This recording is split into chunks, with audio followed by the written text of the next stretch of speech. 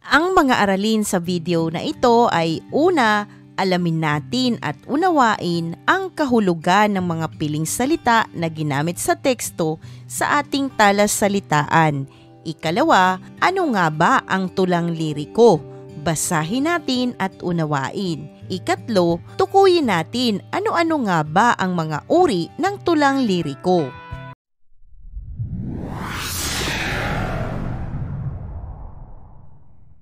Dumako na tayo sa ating talassalitaan. Unang bilang, masidhi, matindi, malakas, matiim na pagnanais. Ikalawa, payak, simple. Ikatlo, pananaw, personal na pagkakaunawa o perspektibo sa mga bagay-bagay. Ikaapat, nagpapastol, nag-aalaga ng mga hayop. Ikalima, pamamanglaw, panlulumbay o pagkalungkot. Ikaanim, panaghoy, pagtawag o panawagan, daing, himutok o hinagpis. Ikapito, kundiman, tradisyonal na awit ng pag-ibig ng mga Pilipino. Ipagpatuloy na natin ang ating aralin. Ano nga ba ang tulang liriko? Ito ay ang tula ng damdaming nagpapakita ng matinding emosyon ng tao o puno ng masisidhing damdamin tulad ng pag-ibig, kalungkutan, kaligayahan, tagumpay at iba pa. Maikli at payak ang uring ito ng tula. Maraming uri ang tulang liriko. Alamin natin at unawain kung ano-ano nga ba ito. Unang uri ng tulang liriko ay soneto. Ang tulang ito ay may 14 na taludtod hinggil sa damdamin, kaisipan at pananaw sa buhay ng tao. Naghahatid ng aral sa mga mambabasa. Ang mga halimbawa ng tulang soneto ay ang dalawang narito. Soneto ng buhay ni Fernando B. Monleon at Ang Aking Pag-ibig. Ikalawang uri, pastoral. Hindi lamang tungkol sa buhay ng isang pastol at pagpapastol.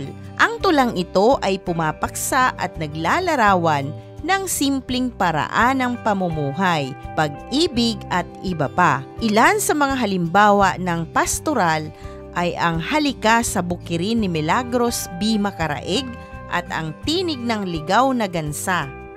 Ikatlong uri, elehiya. Ito ay tula ng pamamanglaw dahil sa pumapaksa ito sa kalungkutan, kamatayan at iba pa. Ang ilan sa mga halimbawa ng elehiya ay ang Pamana ni Jose Corazon de Jesus at ang Elehiya para kay Ram ni Patrocinio V. Villafuerte.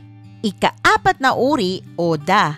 Ang tulang ito ay nagpapahayag ng isang papuri, panaghoy o iba pang uri ng damdamin. Karaniwang tungkol sa papuri tungkol sa mga nagawa ng dakilang tao, bansa o anumang bagay na maaaring papurihan. Ang mga halimbawa ng oda ay Tumangis si Raquel, Manggagawa ni Jose Corazon de Jesus.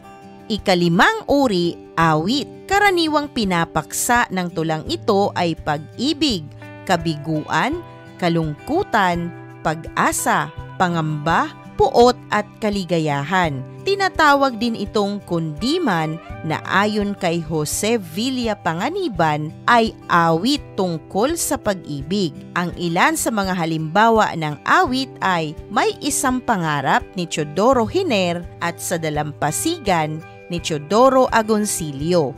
At ang ika-6 na uri ay dalit. Ito ay katutubong tula na may 4 na taludtod sa bawat saknong at may sukat na wawaluhin. Ito'y awiting patungkol sa paglilingkod sa Diyos at pananampalataya na may layuning dumakila at magparangal.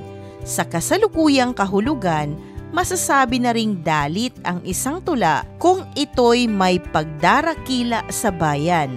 Tinatawag na dalit samba patungkol sa Diyos at dalit bayan pagdakila sa bayan. Ang halimbawa ng dalit ay ang dalit kay Maria. Isang mahalagang aralin muli ang iyong napanood. Maraming salamat sa panonood sa channel na Aralin sa Filipino. Huwag mag-atubiling mag-comment ng inyong tanong, suggestions o paglilinaw ukol sa aralin. Munting kahilingan sa iyong kaibigan, paki-like, share and subscribe para para updated ka sa mga susunod pang bagong video ng Aralin Mo sa Filipino.